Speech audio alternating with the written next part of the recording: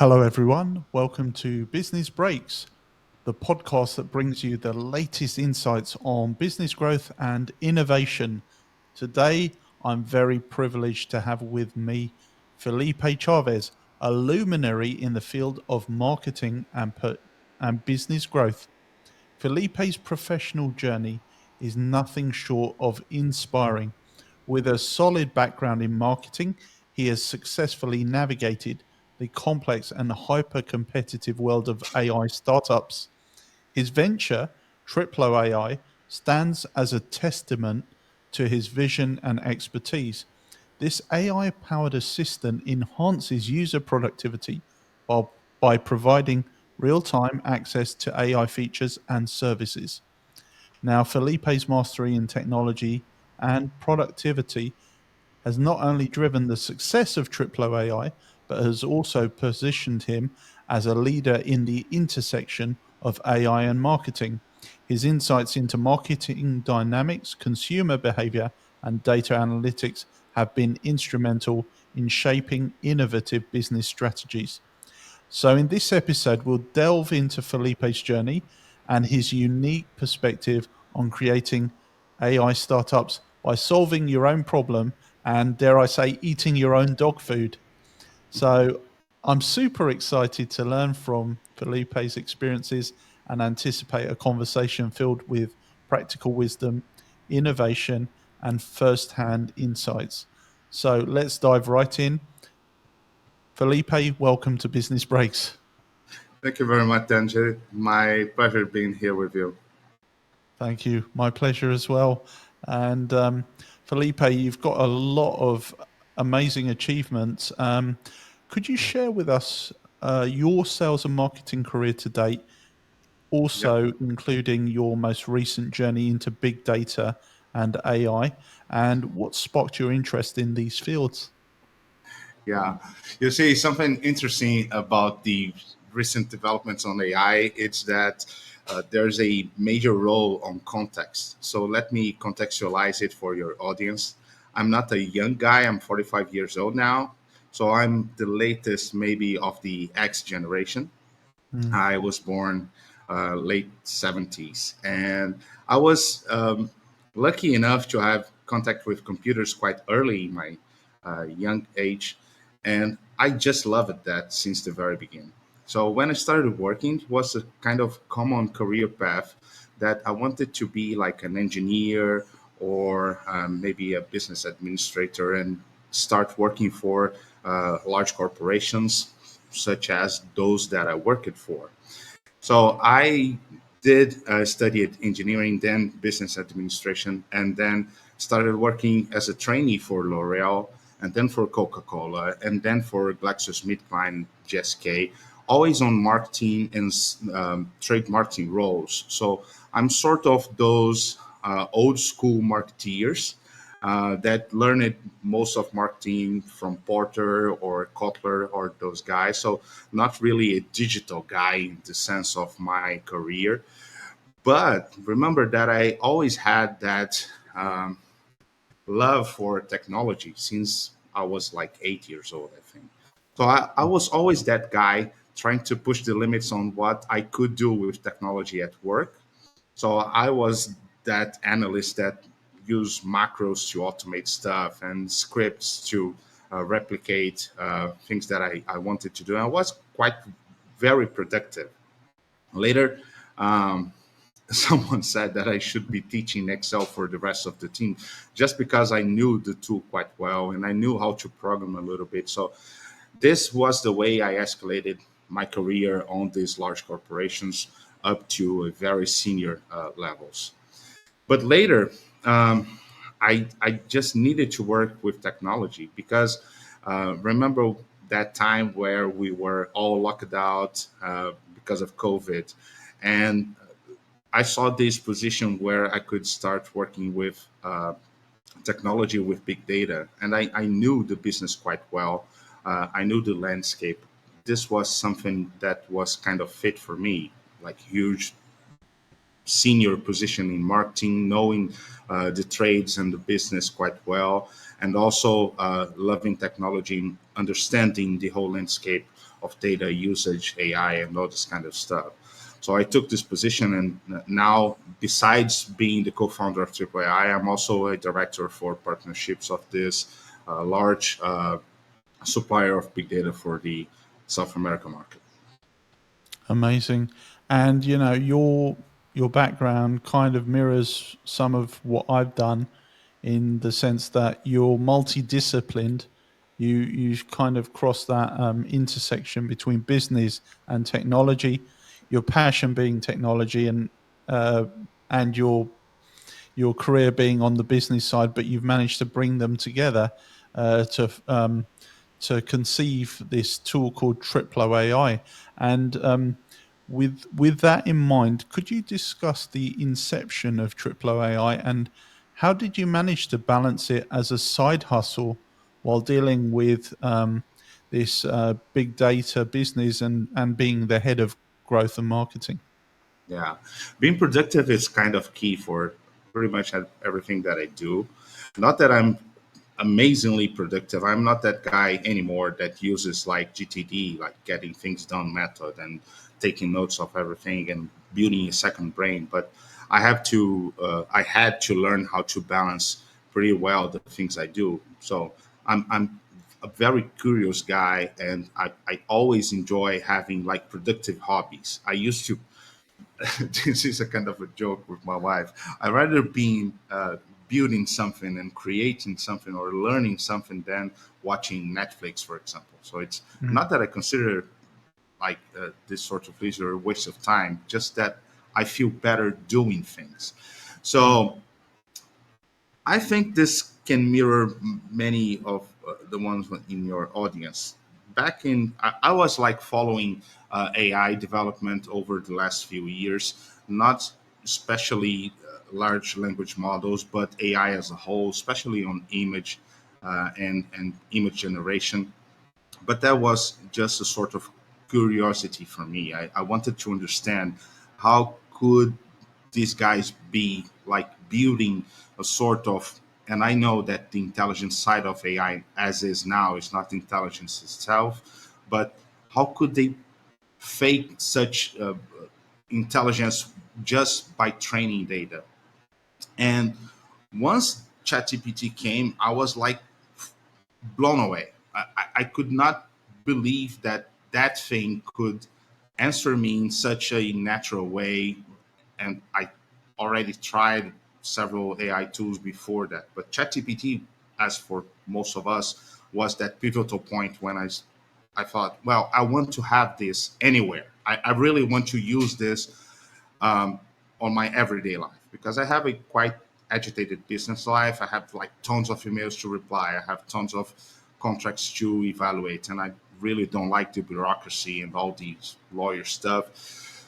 So I put myself thinking, how can I manage this? Because I don't want to be like with ChatGPT open and copying things and pasting there. And my idea was I wanted to have AI like what they call now Copilot. Microsoft came later than Triple AI with this concept, which is pretty strong. I have to agree with that. And then I asked ChatGPT to build that for me. I'm not a coder, but I can understand the coding, the code generated, and I can try it. I had nothing to lose. So I got my OpenAI API. I asked ChatGPT to build something around the idea that I have on the workflow, how this thing would work. And my whole idea in the very beginning was if I if I can copy content on my page, this will can fill AI with the content that it's needed, and then I present the results on my clipboard back again. So it was more like a copy and paste thing. And by doing so, I could access AI anywhere in my system because if I was on a Word document, I could use it. And I can use it now because Triple exists. If I was on Facebook, if I was translating or reviewing grammar in English, which is not my mother language, I could do that. So it was, in the end, all about productivity. I wanted to use AI for things that I know how to judge and to evaluate because I'm a quite senior business manager. I do know what I wanted to generate.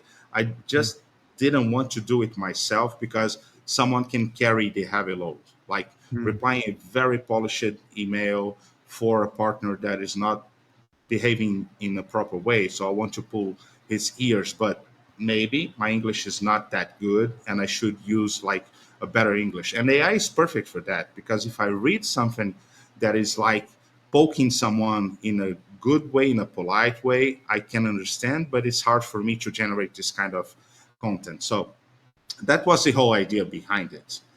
And I managed to do that in like a week. So I was playing, it was working. I used Linux. It was amazingly good for my first initial concept. And I shared it on a Facebook group that I have, and people really enjoyed that because it was sort of amazing because I was like somehow bringing the capability of ChatGPT in a sense of the AI capability of these latest models and putting it to access anywhere on your computer.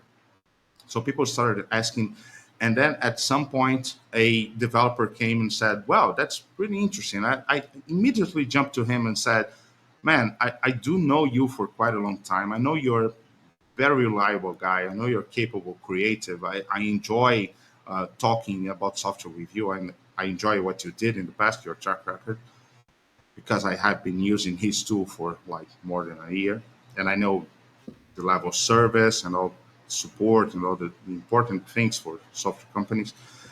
And I said, I just want to develop this. I don't need to be a leader. I don't want to get rich. I just see a ton of value. And then later we think on how to develop this more and maybe make some money. But in the end, I see such a interesting value on the tool that I just created as an MVP. And it was rough, really rough. And he said, okay, let's think about it. So long story short, in a week or so, we turned it into partners. They took the product itself. It wasn't. It was at that time. It was not even named Triplo AI. It was sort of weird name. And then we came with Triplo, and we started developing this under Elbrus Technologies, a very relevant and interesting Turkish company led by Rami, my partner, with Sami leading the product development. So it's amazing, and that was it. Amazing story. And it's crazy how you managed to get an MVP out in a week just using ChatGPT to write the Yeah. code when you had no shall we say developer or a team even. You just went ahead and did it and managed to leverage your network, your relationship with someone you knew and just liked, and got this tool off the ground and a startup. So brilliant story, and I guess people can be very inspired by that.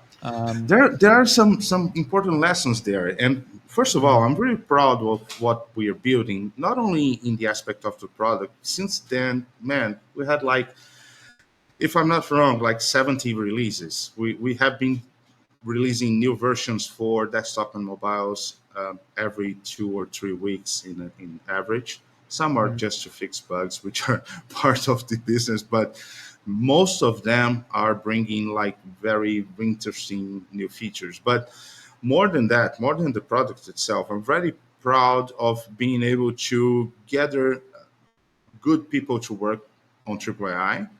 And the way we have been managing this, I never been in person with Remy.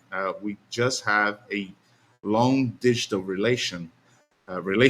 So we talk on WhatsApp pretty much all the time, and the team get together in eventual meetings. We are quite soft on this, and we managed to have a very good balance and relation between us. There's lots of trust and good ways to build mm, relations, and I'm really proud of it.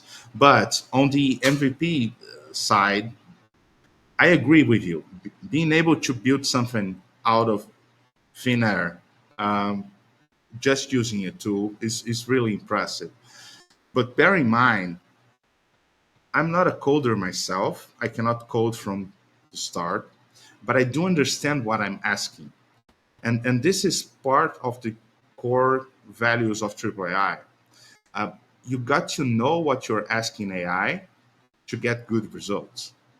Because if you're just exploring something, AI will return to you things that you look and read and think, wow, that's really good. That's very well polished. But in the end, this may result in nothing.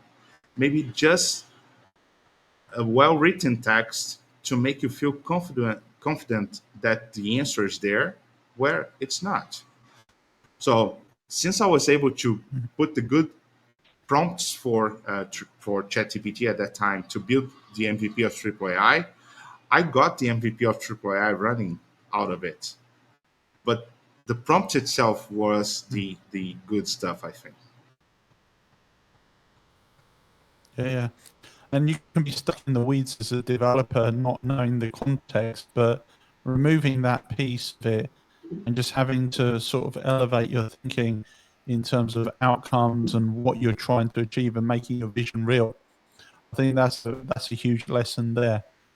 Seeing a problem and just trying to solve something that helps you move you forward in your life beyond what setting aside the code piece and just realizing this is what I want to have happen, and then just making it working towards building it as you did, which is fascinating. And I guess in terms of productivity, because that is key in terms of how Triplo AI came into being. Um, how have you been able to navigate the world of the various methods and frameworks in your professional journey? And do you have any specific productivity, shall we say, methods and frameworks that have been particularly beneficial throughout your career? Yeah, I did a workshop at the company for that, and I'm not really an academic guy. I rather try and do things than just studying or learning for quite a long time than putting it to work. I like doing things, and I tried pretty much everything you could think of. I had like really detailed agendas, lots of tasks lists, and I tried the Pomodoro method and the getting things done, which I believe is one of the best. But in short, the good method is that the one that works for you. And I know people that Mm, really is very productive just taking notes mm, and building this sort of memory to help. What I do think, and I understand this is a very reasonable line of thought, is that humans were not intended or prepared to manage the amount of tasks and pretty in special information that we have been bombarded with. It's just an evolutionary thing, and we are struggling to filter out what's important and what's not. So I took some decisions in life that helped me quite a lot. One of them, I pretty much don't consume anything that doesn't interest me at my core. So I'm all about technology. I'm all about education of toddlers because I have a little guy at home, and I'm all about productivity. And this is the scenario that I'm in. So technology, science, and things that I mm, like and enjoy. So I just gave up on news, for example. I'm sorry, people is suffering all around the world. Media loves getting your clicks for that. I don't have time for that. They have my praise every night for people to get well and get along, for countries to understand each other and stop fighting for foolish things. mm, But mm, that's it. So this is my first, and I'm telling you what I do. This is the first thing that I do. I used to be a quite eager getting things done practitioner in a sense. So I had my notebook, and it's a very well studied method. There are lots of implementations for getting things done. And what I like it most is that it's, in a sense, it's flexible enough to adapt to your needs. But on the other hand, it's quite straightforward on what you should be doing. It's really easy to understand, somehow hard to implement, very hard to keep in place because you got to be very well disciplined. But in the end, productivity it's all about that. Creativity is another thing, but productivity is about having a method, following the method, doing the things that you should be doing without like complaining or procrastinating. So if you ask me what I would recommend for what I will recommend to my kid when he get older, I'll say try the GTD method and adapt for yourself. Pick the good things out of it, and try to find the balance where you can keep this for the long run and leave the other things behind. Because you don't have to be 100% there. If you're more productive, you can try it. This, in a sense, comes along with using the tools that you have around you. So, um, if you're good taking notes on computers, do it. If you like doing this on your mobile phone, do it. In the end, you got to feel comfortable being productive, and Mm. it's what matters. Because if it feels like a pain for you, like after a month, come on, won't work. It's just like diet. I'm someone who gains weight pretty easily, and I got to find my balance where my weight is nice enough for the doctor to say you're good, you're healthy, it's all good, but makes me happy enough that I'm eating the things that I like, and I'm balanced. So in a sense, it's all about balance. And that's a great philosophy to have. Agree with you completely that there's no real one size fits all approach to productivity because everyone's different. Some people who are more creative wouldn't like to be micromanaging themselves with a to do list, for example. And, you know, there's certain things that are going on the creative side. There's a definition of what productive output means, whether you're staring at a blank canvas for 2 hours, but thinking about, well, visualizing the image Yeah, before and you also even there's no commit. silver Yeah. bullet, so there's no Mm, recipe for productivity. You got to struggle a bit to find what works for you, but once you mm, do and you nail that spot, man, it's so refreshing knowing that you found what works for you. You say it's a very good feeling. mm. I think a lot of people don't appreciate that probably the struggle is the good part because it makes you appreciate when you achieve it. Otherwise, the gratification, if it's too soon, you don't appreciate it as much. Humans are lazy by default, and I think there's a component on the laziness nowadays. Mm, In in one hand, things are easier to be reached.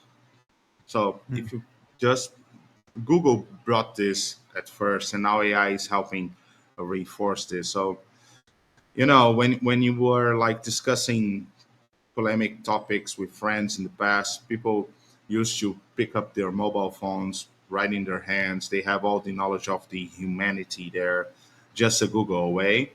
And mm, now you don't even have to search because AI is somehow capable of building that paragraph that you can use um, to reply to a friend that said something that you don't like that much. mm, So it's easier, but this is not something I like myself.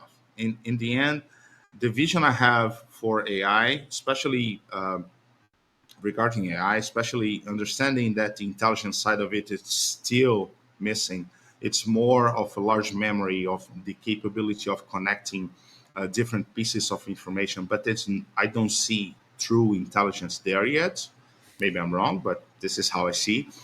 mm, You've got to be like in control of what's being generated, and you must be able to judge what are the outputs.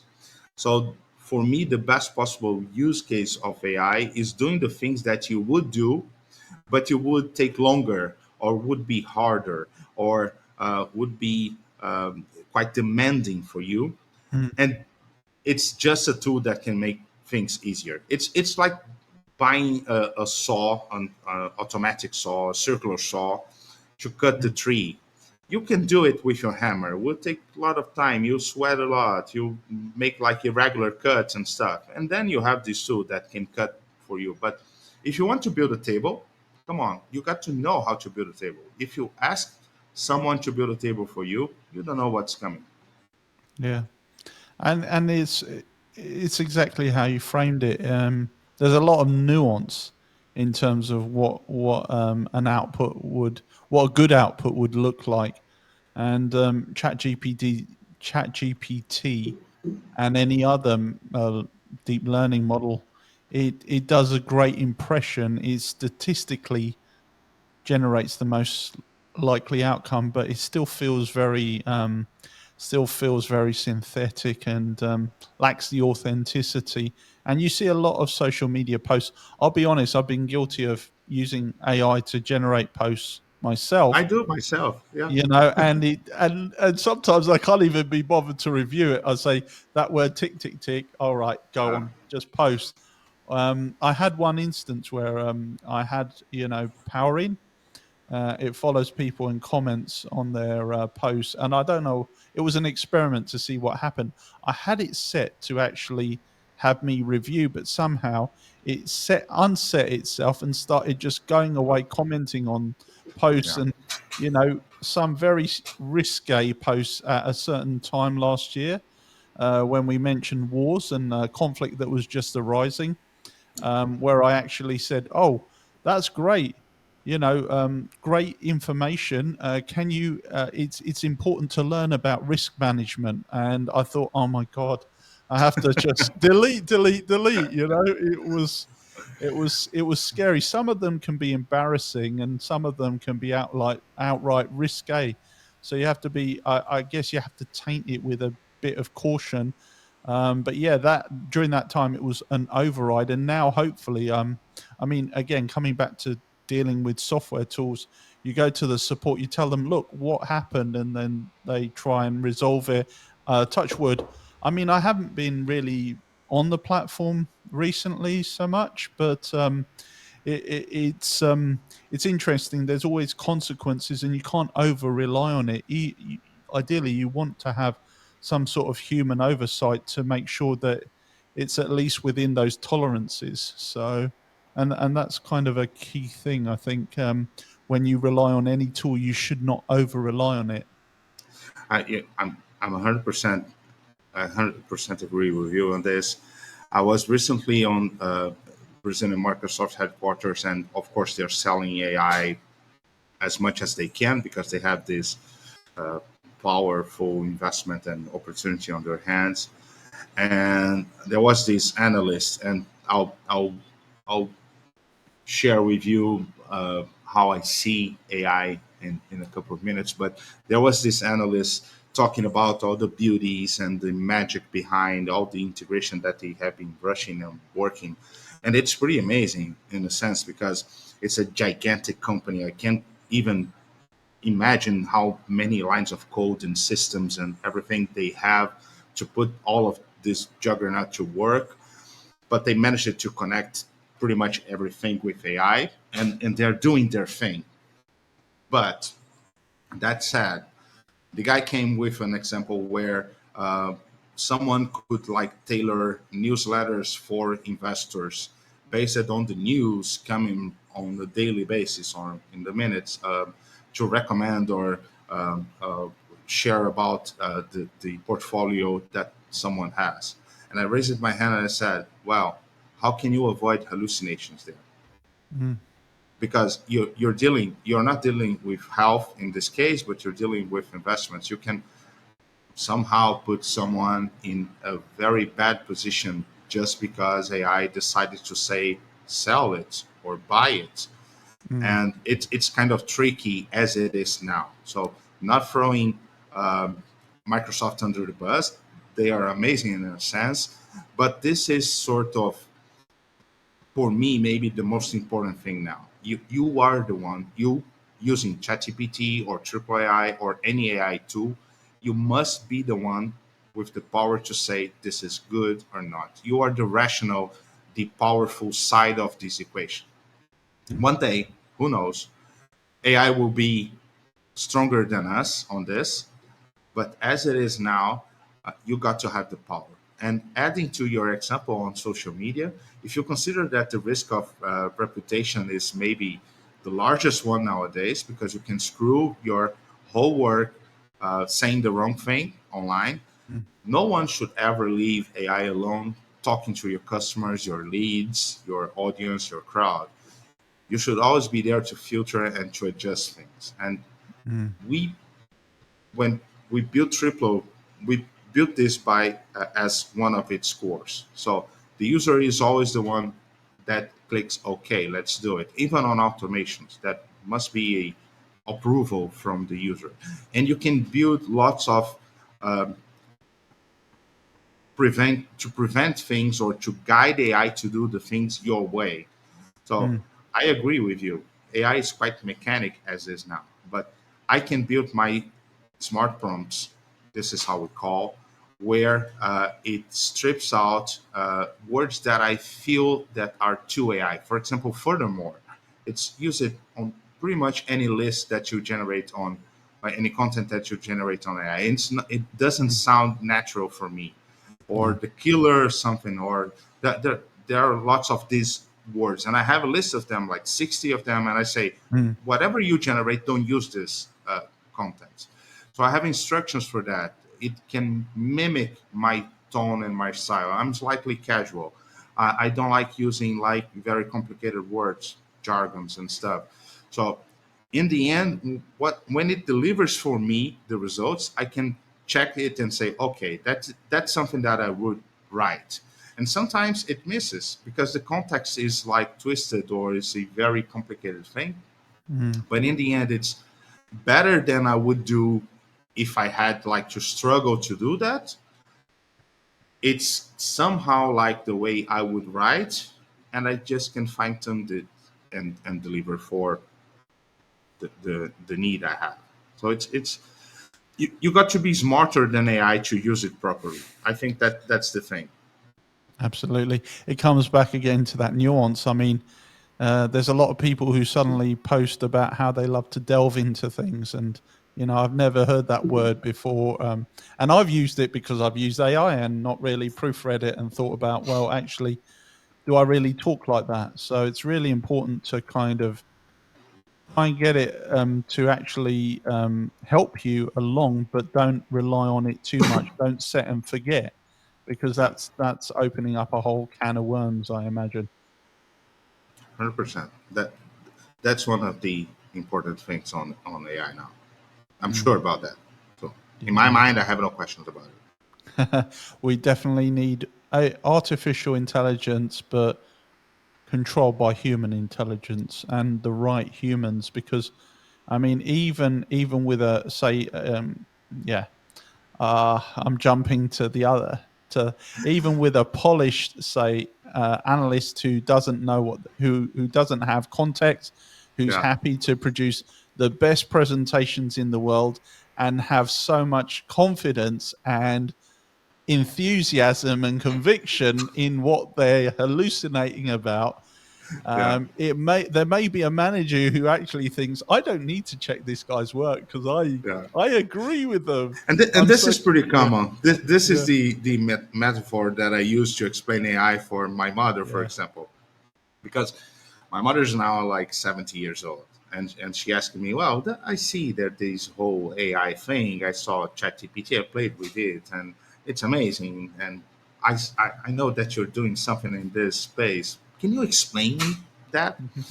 And I came to her and said, she was a teacher. She used to teach kids how to learn, how to read and write.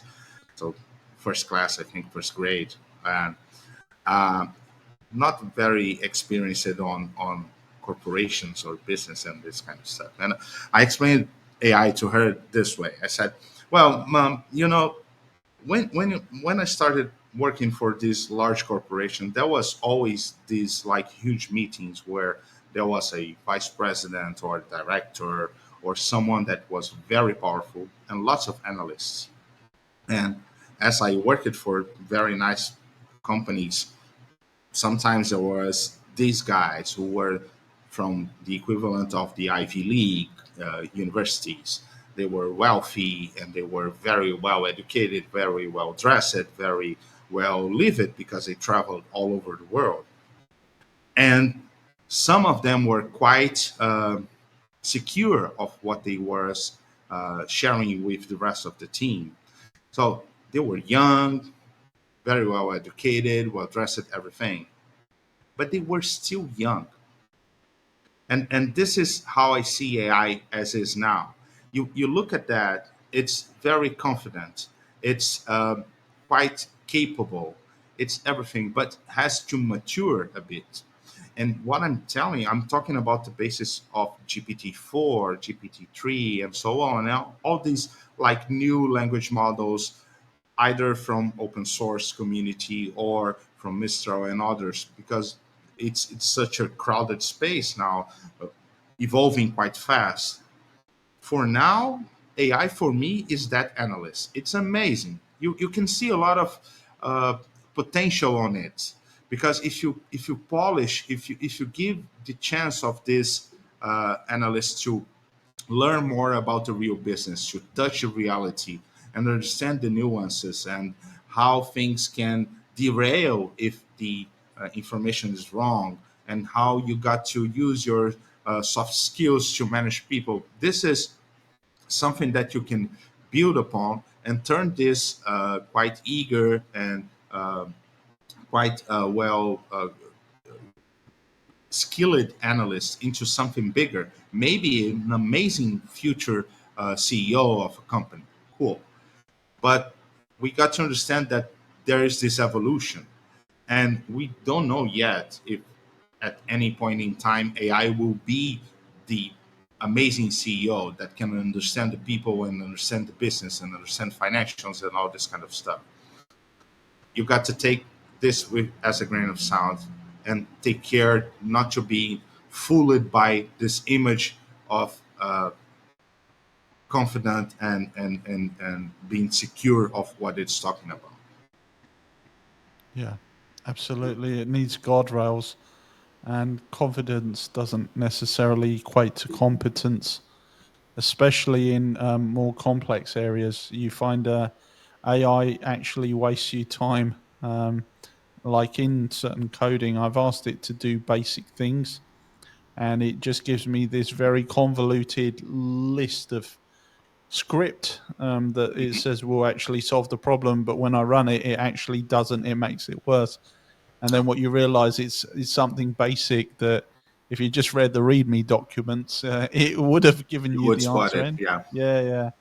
So it doesn't actually do the basics in terms of as a software developer. You just read the instructions, and it goes, as you say, and goes off potentially and hallucinates. But what you should have done is probably say, read the instructions and then tell me what you need to do. So if you're not, if you don't have that background, you wouldn't know to think to give it the detail. And I think there's the disconnect between knowing what you want and then assuming AI will just magically solve it for you. Yeah, yeah. Mm, There are lots of these like points of connections, because it's tricky to write a good prompt. You got to mm, bring context. You got to explain in a good fashion. There are like lots of tricks that you can use to make AI think on the process instead of trying to guess everything all at once. So it's not easy. Somehow you got to be a sort of prompt engineer, as is now. And if you don't want to have this control, you can use the power of someone, but mm, you'll be in the hands of this someone. And this is, someone asked me, well, now Microsoft is launching the Copilot. How will Triplo AI live after that? And I said, we'll keep living. First of all, Microsoft has a long track record of destroying good ideas, and it's part of their business. It's all good. I don't think they will do that this time, because the stakes are pretty higher, much higher than in the past.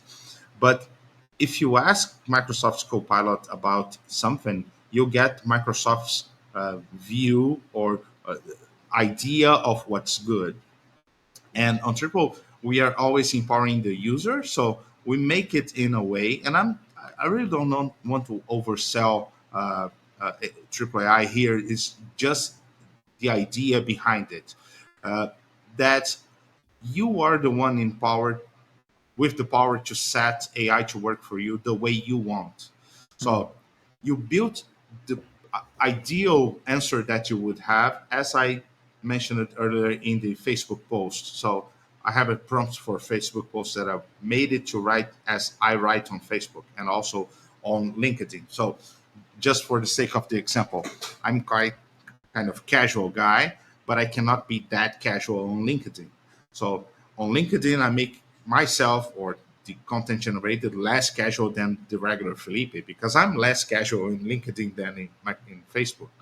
Mm, And I also say, well, bring some words that are like more technical because it's nice to have a more technical approach on LinkedIn than what I have on Facebook. So I'm tailoring things to behave the way I am.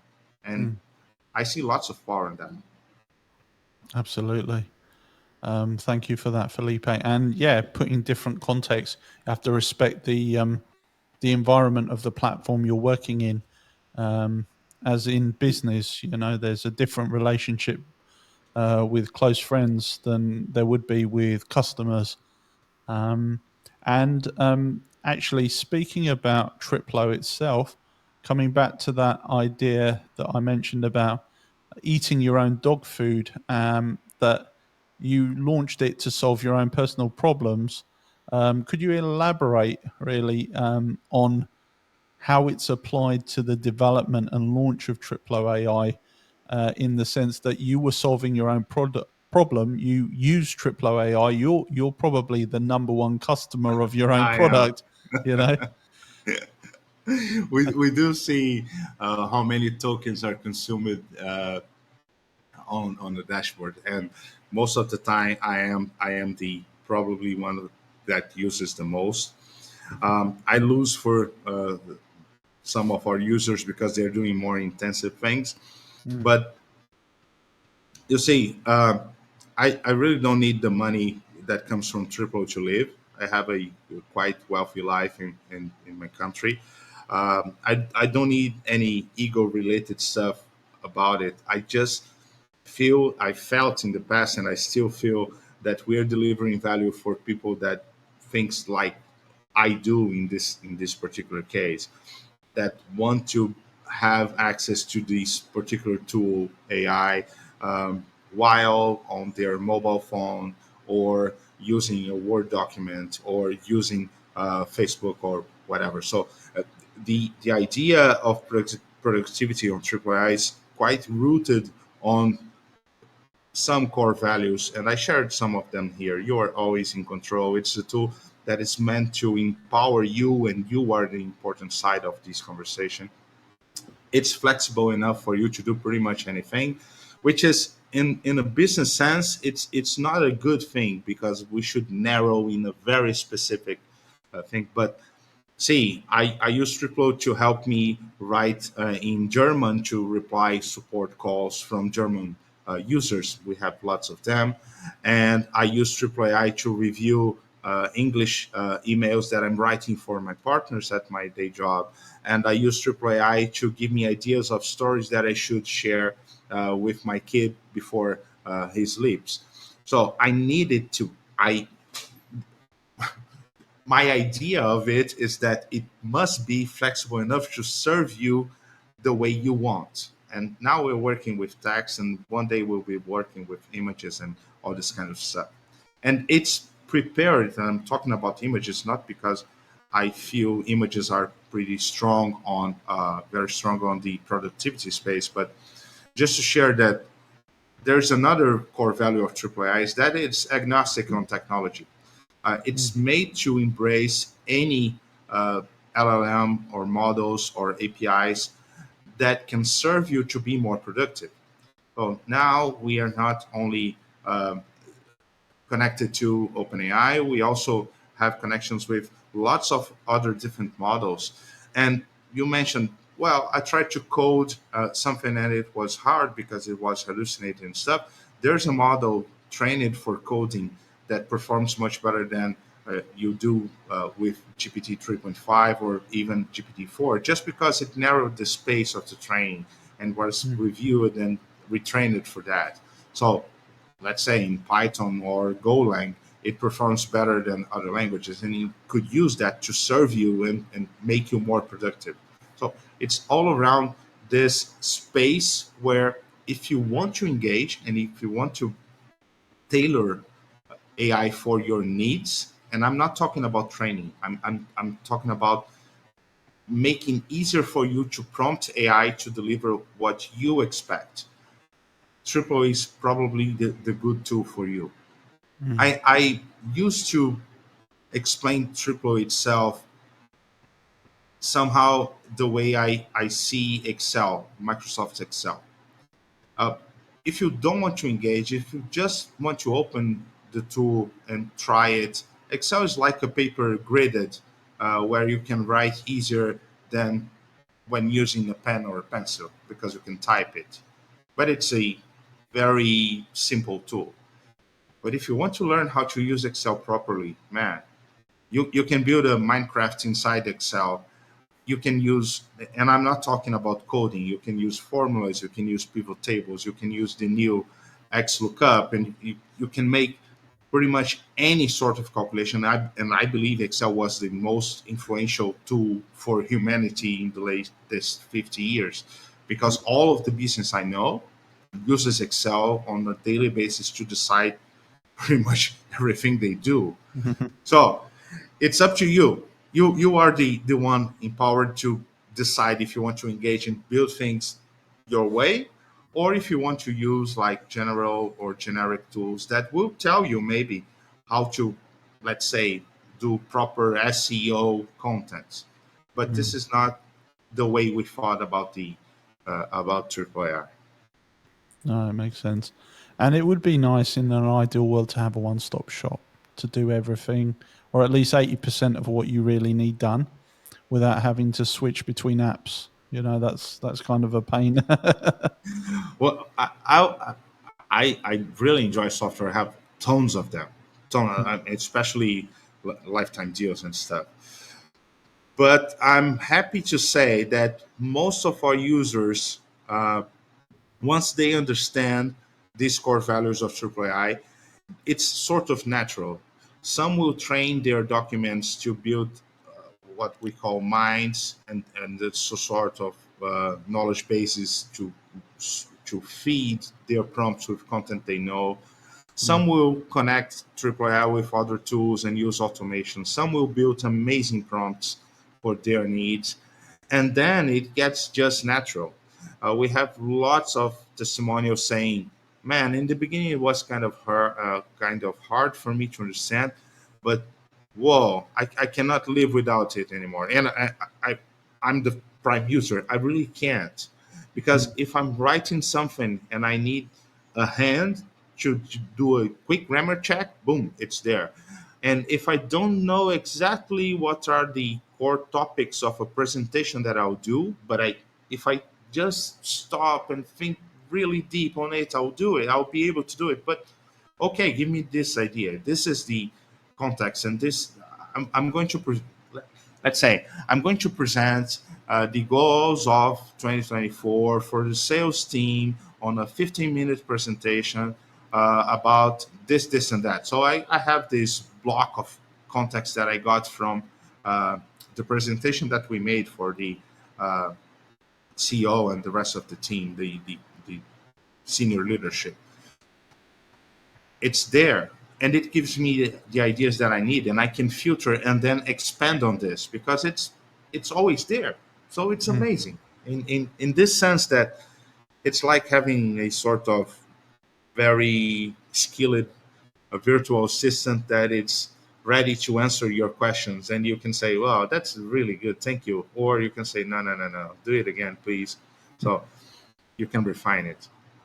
And you don't have to worry; it won't get upset if you ask it to redo the work. Perfect, exactly that. Yeah. Oh man, it's a win-win-win, and done in the right way. Thank you, Felipe, for all those insights.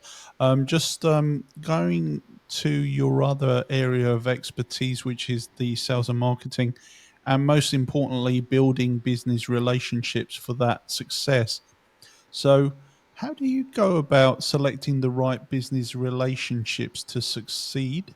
And what factors do you consider to be the most important in that decision?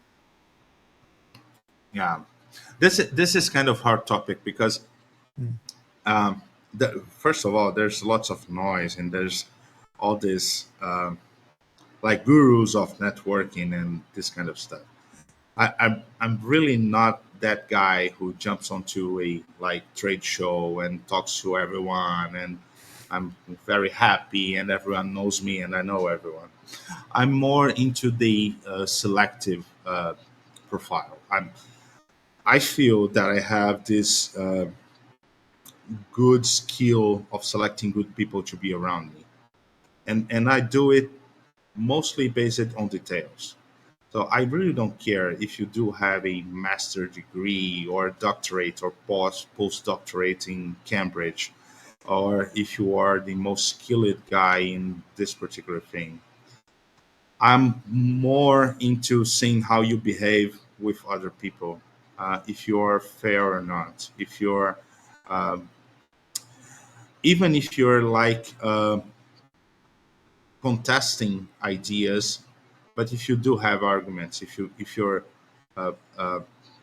someone that I can rely that it's playing the fair game. So that said, it's interesting because I don't have a huge network of people that are close to me, but those that are close, I can trust them. And whenever something comes up and I need someone to give me a hand or to help me judge or to guide me on something, I usually have someone to call and say, I'm facing this, this, and that, and I would like you to enlighten me, help me, guide me, whatever it is. So it's kind of it's difficult because we are living in a sort of digital world, so we don't see people. I particularly don't see people face to face that much anymore.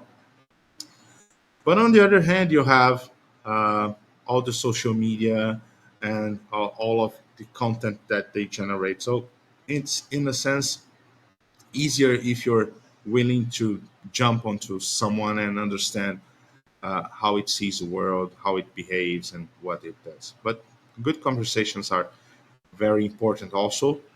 Mhm. And I normally open a very open conversation about someone and see how it goes. So, Mhm. in a sense, this is how we met. So, someone came and Yeah. said, well, I have this friend. He runs a great podcast. He would like to talk about AI, maybe business, maybe something. Can I connect you? Sure, let's do it. And then my my sort of sixth sense comes and say, cool, you can understand this, and you can rely on this particular individual and go ahead. Oh, thank you, Felipe. And, that's why I wanted to make sure you were comfortable. We had a conversation beforehand. You exceeded my expectations on that conversation, and Thank I'm you. really happy to have you on the show. So amazing. And yeah, sounds like you've got a very specific criteria, and it just aligns with your values. And I'm fortunate to be able to talk to you today and have this wonderful conversation. So thank you very much. And I guess on the commercial side, how important is it for you to choose partners that really align with your business values and vision? And has that happened in? Can you recall an instance where this alignment played a crucial role? I think I know what the answer is going to be in project or decision. It's interesting because first, since I'm older than the average, at least the average network that I'm inserted, I'm Mm, always in contact with coders and young analysts, sales analysts, and all this kind of guys. So they're younger than me. It's easier for me to have a clearer vision of the things that I trust and that I like and that I saw working. So it's just a little bit more of experience. Not that I'm right or wrong, but throughout life, especially in corporate life, I had to like swallow. There's this saying in Portuguese where you swallow frogs for a while because I was like building my career. I was making my money. I was preparing this sort of freedom or like safety that I have now. And when you're young, it's easier for you to uh, live something that maybe you don't fully trust, because see, you need to do the things to grow and to put your name in the market and learn. Sometimes there are like uh, not people that is not aligned with your values that do things amazingly well, and being together or being closer to them is a chance for you to learn even the things that you shouldn't be doing. Mm. This is part of life. But then comes this time in life where you can have choices, and and this is a very fortunate moment for me now. I work for an amazing company on the big data side. Um, they taught me things very important about privacy, for example, the importance of taking good care of privacy. And see, they're a big data company, Mm. and dealing with privacy the right way and playing as the rules allow you to do, making things legally. So I don't have any pirated software, for example, in my computer. I use Linux because of that, just because I wanted to do things as clearly and correctly as possible. I bought Windows to run on a virtual machine.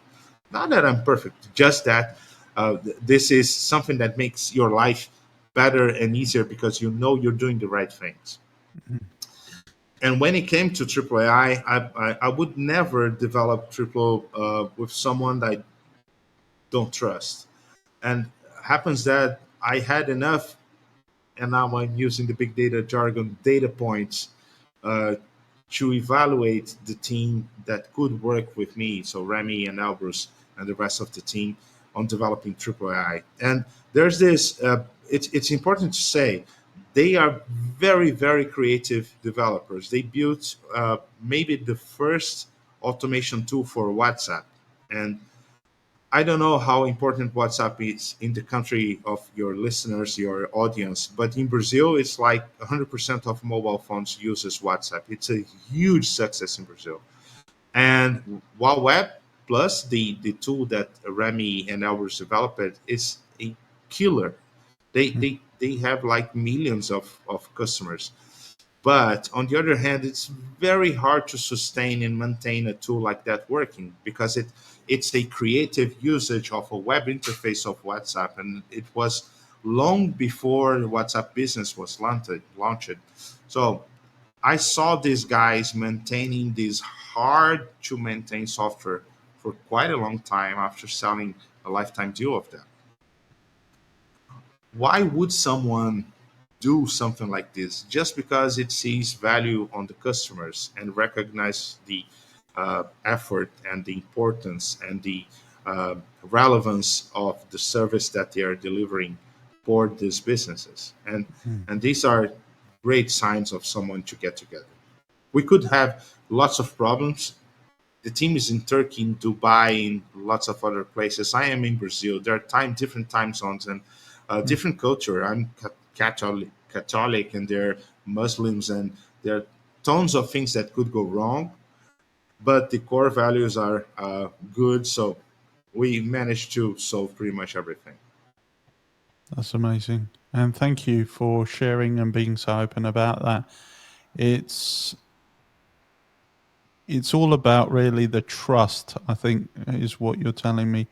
Trust and making sure that things are done in the right way. So ethics and integrity, which is something that is often considered as kind of the secondary consideration when you talk about big tech companies. That it's like, let's get commercial, let's monetize first, and we'll worry about that later. It's kind of a back end consideration. Uh, We but were quite mm, open since mm, the very beginning, and on the business side, we have absolutely no need to rush anything. AI is accommodating. mm, The new technologies are coming pretty much in a particular period, late in the second semester of last year. it was like a rush. They were launching new models and there was new features and all this kind of a messy space. We don't have to rush on that. We have enough money to live for 3 years more or more even. Mm. We have a strong team behind it. We have a clear vision on where we need to go. Not something that we have like a detailed roadmap of things that we will launch because we don't know what's coming next on AI. Can be a new model, can be Sora with video, and everyone needs video for whatever reason. But we know the core values and where's the space of Triple AI. Mm. So we agreed on how to build the business and the product with it in a way where we are pretty comfortable that as long as we are delivering value, we have stamina and energy to deliver and keep releasing new features and new uh, uses for the product. It's definitely a virtuous circle. Thanks again for sharing that, Felipe. And just one last question before we wrap up. Sure. Um, one thing that strikes me is that you're a very focused guy. And again, productivity, it's all about, getting that focus on what really success looks like and not getting distracted. And speaking about avoiding distractions, how do you avoid getting distracted by what your competitors are possibly doing and stay focused on your business success? Because I know when I'm working, I'm working for a large global company, and there's people who somehow have scraped my email and they're sending me, do you want to buy this benchmark test, or do you want to, set up a call and we'll give you these benchmark statistics with competitors? It seems like data seems to be about comparison almost sometimes. And how do you avoid getting distracted and just knowing, that um, if you lose focus on what you're trying to do, Yeah. because it's a tough balancing act. I love the question because this is something that happens quite often and comes from the users. I took a quite extreme decision in the very beginning not to use or try or check or whatever of any of our possible competitors. I never Mm, used any of them. The only thing I use it in the AI space that could be a competitor, and I don't agree, is ChatGPT itself, because I think for exploration, if you're like learning something and you want to explore, it's better than Triple AI for that. And this is for me the best possible use case for ChatGPT. mm, And I use a couple of other tools for transcriptions. For example, I use Cast Magic, which is you can throw in your videos and it will like extract, translate the subtitles and stuff. It's really good for that, and Triple still cannot do that. We'll do in short future.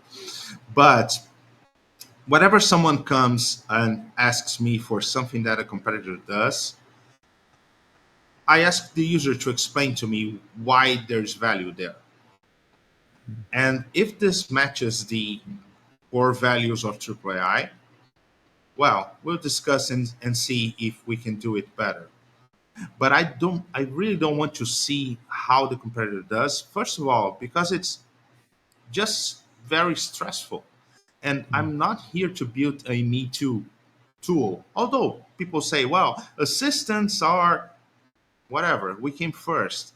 Triple A was designed and the MVP was out 10th of January of 2023.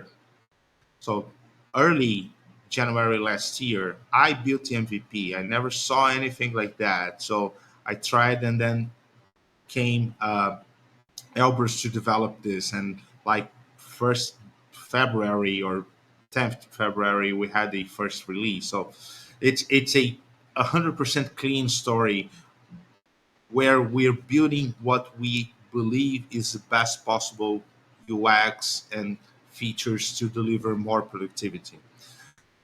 Of course, one can come and say, well, but this tool does this much better.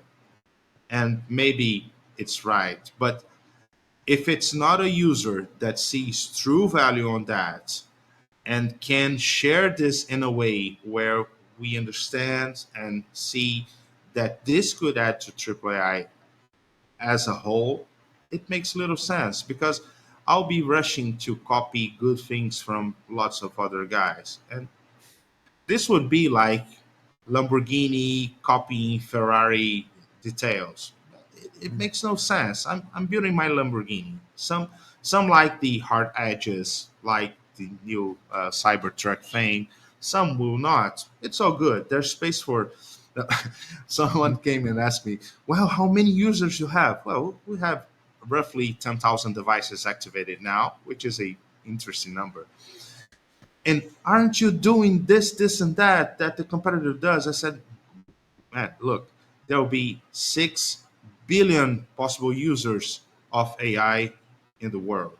I don't have any expectation of reaching out to everyone. I have a narrow space where people is focused on productivity. They can engage with like more complex things, just like I did with Excel, and they like being in control and all this.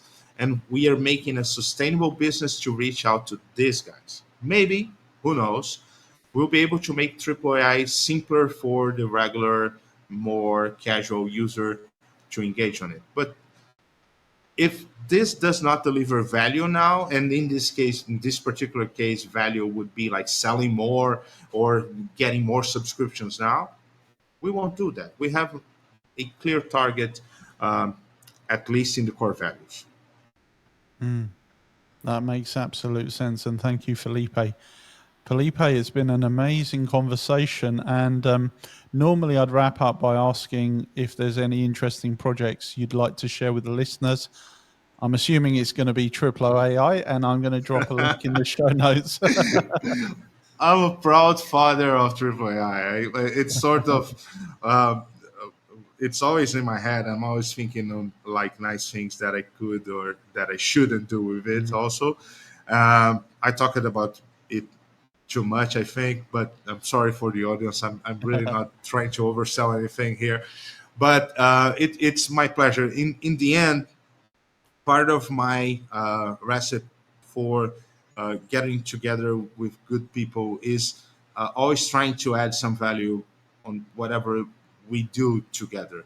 Um, if I can, if I'm able to help any one of your audience to even think more about something or question something, I consider that I'm doing it a favor and then I'm helping it to grow. So I really enjoyed the this podcast, this chat, and I thank you for the invitation. So thank you very much, Fred. No, a pleasure. It's really amazing to get so much of your valuable time. Felipe, you're super generous. But if someone of our listeners is interested to reach out to you, uh, could I ask what's the best place to try and contact you online? Um, I'm not really a good content generator as now. I don't have a blog nor a very active Medium or LinkedIn. Uh, if you want to reach out, just drop me an email, Felipe Mm, at triple.ai, mm. and I normally reply 100% of my emails. And I can assure you that even though I might use Triple AI to help me, I'll be the one that will approve this email and send you the reply. So you're very welcome to write me if you need anything and if I can help. Felipe, I'm sure you will help. You've helped me. And again, great pleasure talking to you. This has been Business Breaks. You've been talking to myself, Dante Healy, and my special guest, Felipe Chaves. Felipe, thank you. Thank you. Cheers. Business Breaks, all things business podcast with Dante Haley and John Byrne.